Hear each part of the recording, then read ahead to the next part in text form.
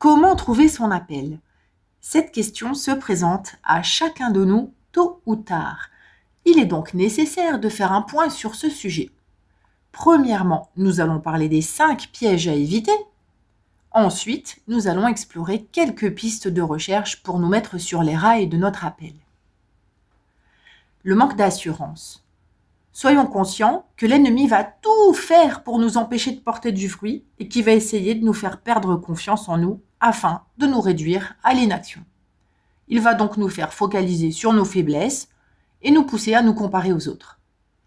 Rappelons-nous que Dieu a toujours choisi des hommes faibles pour le servir parce que c'est au travers de notre faiblesse qu'il manifeste sa puissance.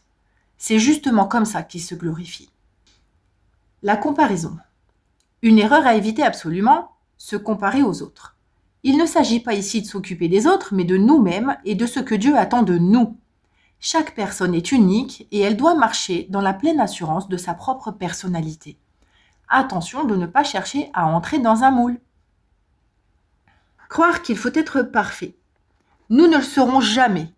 Certes, on progresse sans cesse, mais certains qui se croient arrivés peuvent faire beaucoup de dégâts aussi. Restons donc humbles et à chaque étape, sachons que Dieu peut œuvrer au travers de nous à n'importe quel moment. Chercher la reconnaissance ou la notoriété.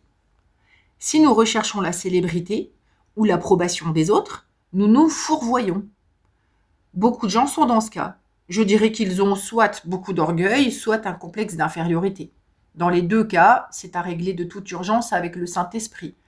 Quoi que nous fassions, quel que soit notre appel, il doit être motivé par l'amour de Dieu et de notre prochain uniquement.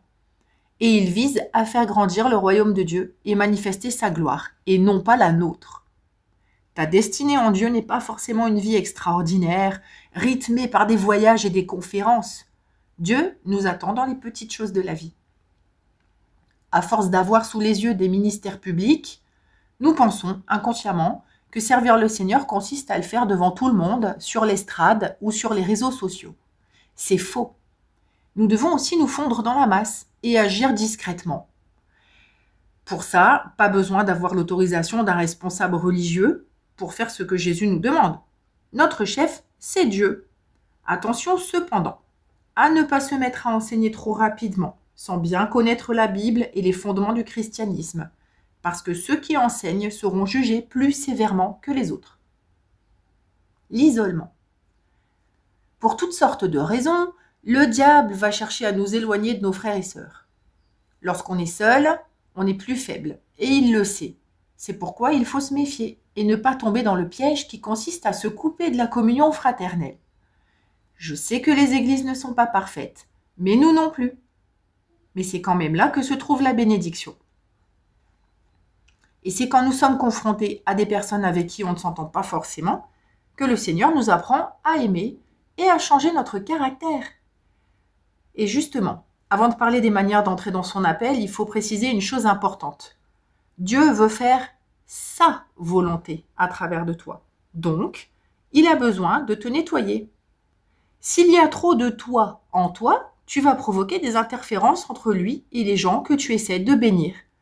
Il y a donc une étape clé, inévitable pour pouvoir servir Dieu, c'est la mort à soi-même. Il faut absolument que je diminue afin qu'il croisse. Et ce n'est plus moi qui vis, c'est Christ qui vit en moi. Parlons maintenant des pistes pour trouver notre appel. Quelles sont nos prédispositions? Sans même parler des dons spirituels, nous avons tous des facilités dans certains domaines. La musique, le chant, la prise de parole en public, l'écoute ou l'encouragement. Il y a encore l'informatique, les réseaux sociaux, la cuisine, la déco, la communication, l'art, le sport, la photo, etc., etc. Commençons alors à lister nos atouts naturels et voyons comment on peut les mettre à profit. Quelles sont les choses qui te révoltent dans le monde ou dans l'Église? On a tous tendance à critiquer ou à se lamenter sur ce qu'on voit autour de nous. On perd notre temps à développer des pensées et des conversations négatives. Mais soyons plutôt constructifs et faisons le nécessaire pour faire changer les choses. Personnellement, Quand je suis arrivée dans le corps de Christ, je suis restée seule pendant presque une année entière. Personne ne m'invitait ou même ne prenait mon numéro.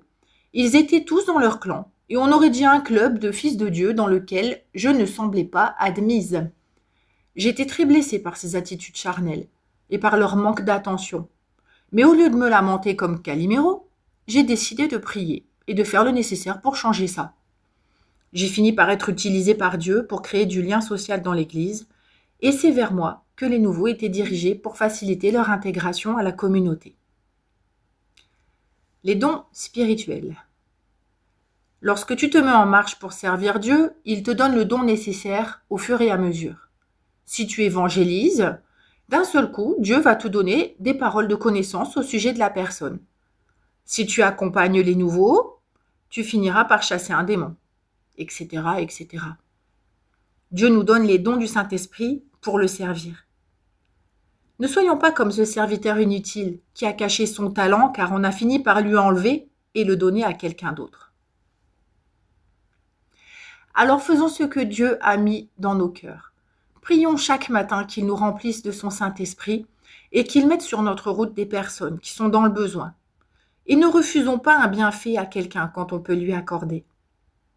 Et le Dieu de grâce ne manquera sûrement pas l'occasion de vous utiliser.